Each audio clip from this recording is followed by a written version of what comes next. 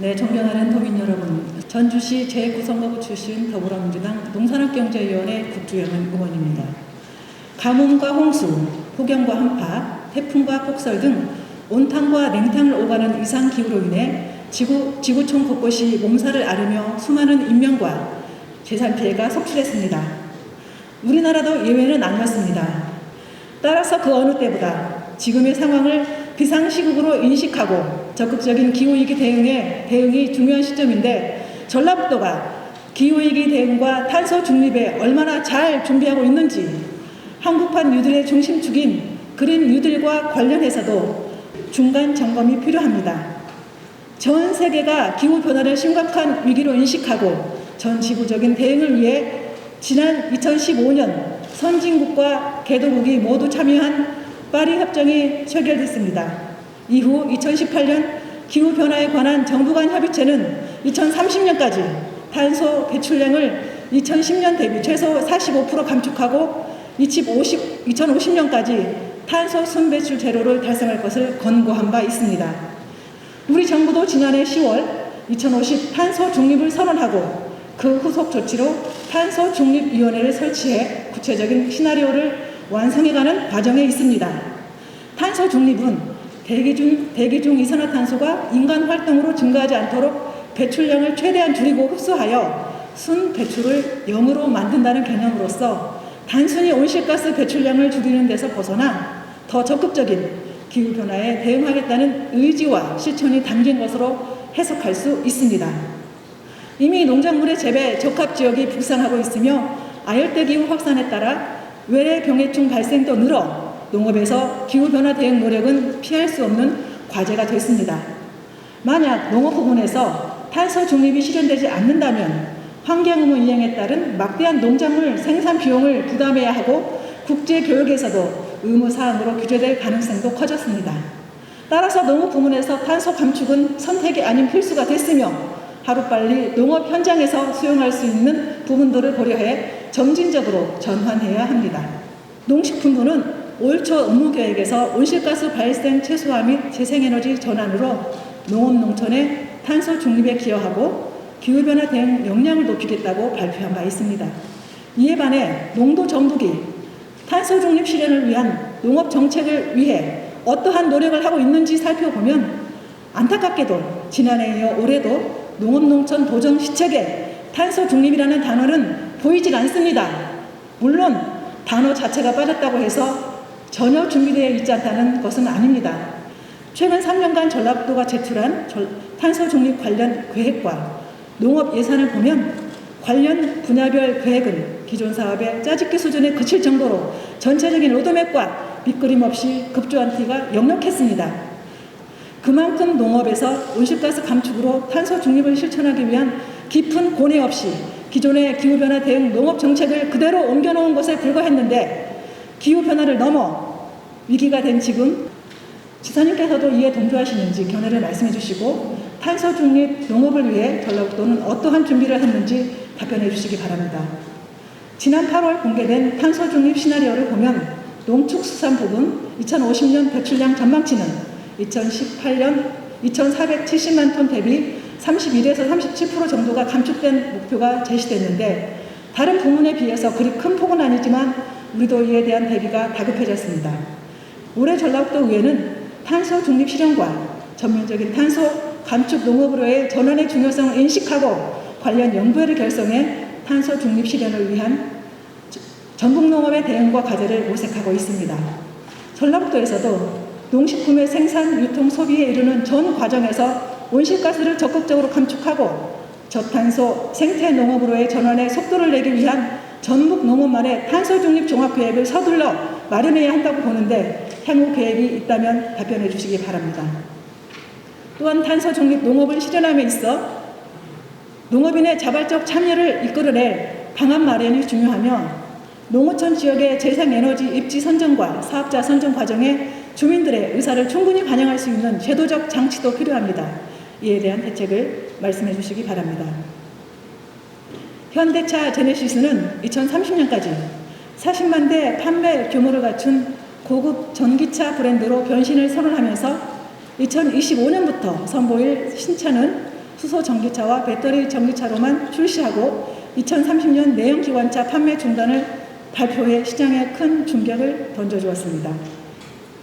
올 7월 우리 정부도 2025년까지 총 투자 규모를 220조 원으로 확대한 한국판 뉴딜 2.0을 발표하면서 문재인 대통령은 그린 뉴딜 속에 탄소 중립 추진 기반을 구축하겠다는 의지를 피력했습니다. 그린 뉴딜은 지구 평균 기온 상승이 1.5도를 넘지 않도록 기후위기에 대응하면서 불평등 해소와 녹색 일자리 창출로 경제사의 대전환을 이루는 탄소 중립 실현 정책입니다.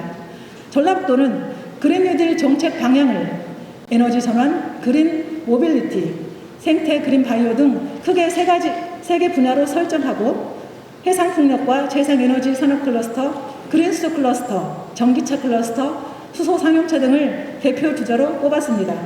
그런데 전국의 그린 뉴딜을 보면 그린 뉴딜과 지역 에너지 계획 그리고 기후위기 탄소 중립의 개념이 혼재돼 서로 융합되지 못한 모습입니다.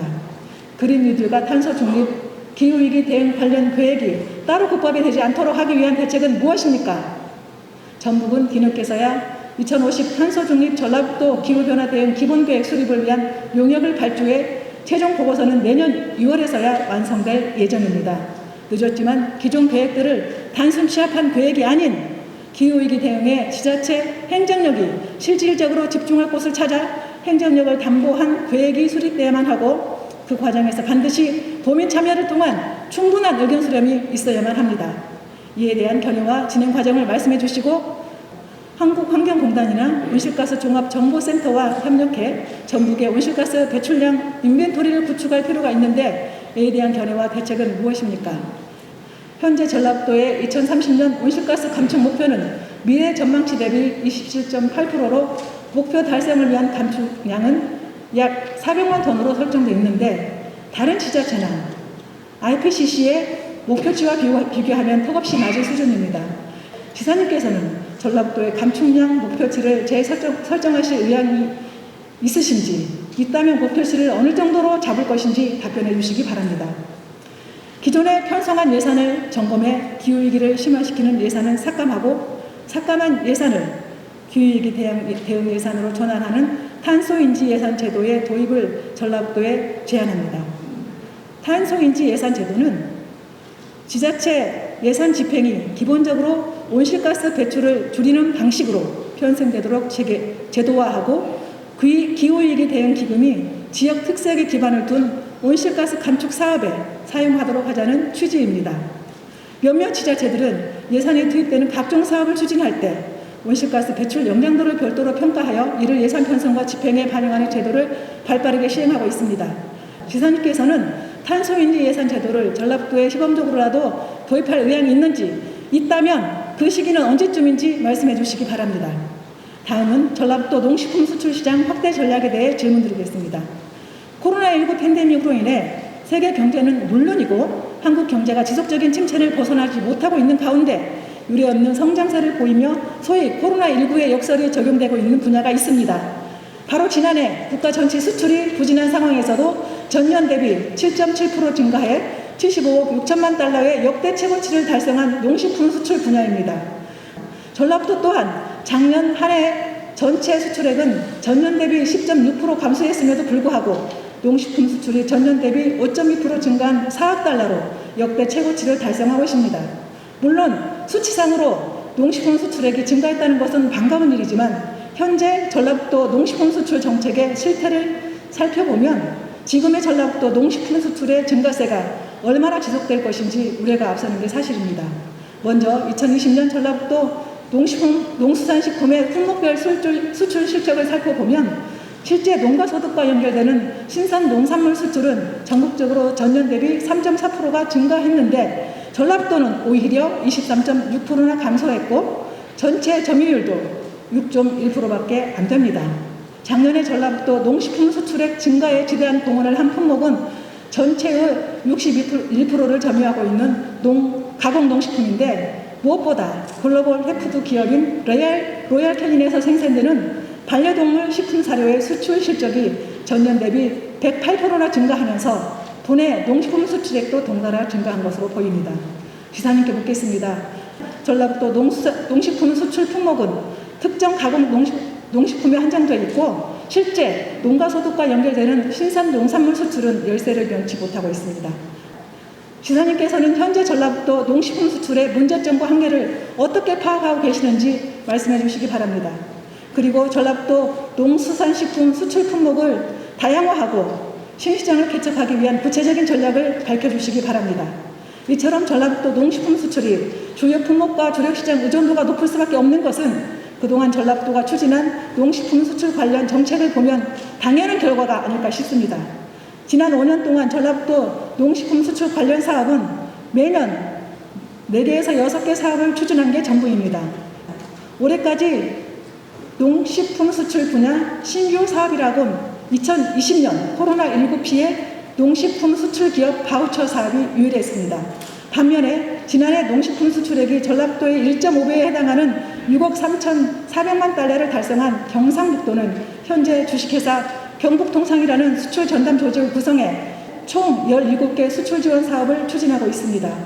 농업을 최우선 정책으로 내세우고 있는 전라북도와는 비교도 안 되는 수준입니다. 지사님, 그동안 전라북도는 농식품 수출 산업에 대해 얼마나 의지가 있었는지 묻지 않을 수 없습니다. 지사님의 의지 문제입니다. 지금이라도 전라북도 농식품 수출 담당 인력을 증원하고 중장기적인 계획을 수립한 가운데 보다 구체적이고 체계적으로 사업을 추진해야 합니다. 지사님의 의향과 계획을 밝혀주시기 바랍니다. 또한 현재 전라북도가 전체 농식품 수출 지원 사업 예산의 80%가량을 지원하고 있는 신선 농산물 수출 물류비 지원 사업은 WTO 수출 보조금 지급 금지 합의에 따라 2024년부터는 지원이 중단됩니다. 수출 보조금 폐지에 대응하여 수출 주체들의 활동을 이어갈 수 있도록 지원 체계를 개선할 필요가 있는데 대안이 있다면 말씀해 주시기 바랍니다. 전라북도 농식품 수출에 대해 전문가 의견을 듣고 이를 정책에 반영하기 위해 전문가 인력풀을 확보하는 것도 시급합니다. 2018년 도내 수출업체 대표로 구성된 대중국 수출협의회를 임시로 구성했으나 그때뿐이었고 보다 검증된 시책이나 계획을 수립하기 위한 노력이 없었던 것입니다. 지사님, 농식품 수출 분야에서 오랜 경력과 전문성을 가진 학계 현장 전문가로 이루어진 농수산식품 수출 촉진 협의회를 구성해 보다 전문적이고 체계적으로 전라북도 농식품 수출 전략을 마련해야 합니다. 세부적인 계획을 말씀해 주시기 바랍니다. 이상으로 질문을 마치겠습니다. 장시간 경청해 주셔서 감사합니다.